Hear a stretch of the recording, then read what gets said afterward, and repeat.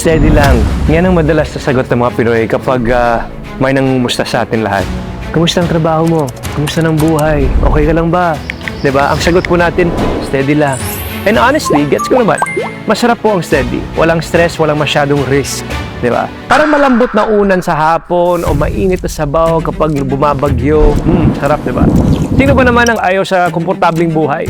Pero ladies and gentlemen, minsan, kapag masyado po tayong kumakapit sa kung ano ang sigurado, doon po tayo nasa stuck. Diba? Because growth is rarely comfortable. Challenging talaga. Tanungin niyo po ang mga magsasaka. Kailangan butalin muna ang lupa bago maitanim. May pagod muna bago may bunga. May hirap muna bago may ani. Ganun din tayo. You grow when you stretch yourself. Kapag sinusubukan mong abutin ang isang bagay kahit hindi ka sigurado.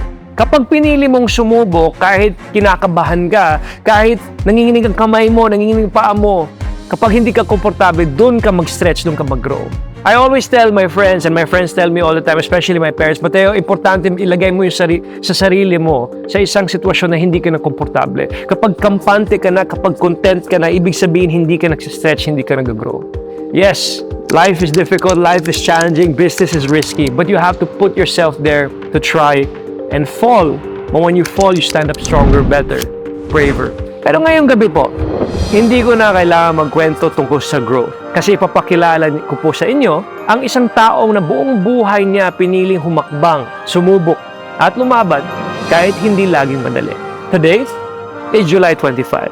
It's my wife's birthday. And this is a special episode for her dahil hindi niya alam na isusurpresa ko siya ng ganito. So love, happy birthday and surprise. This episode is for you and all about you. And I hope you enjoy it.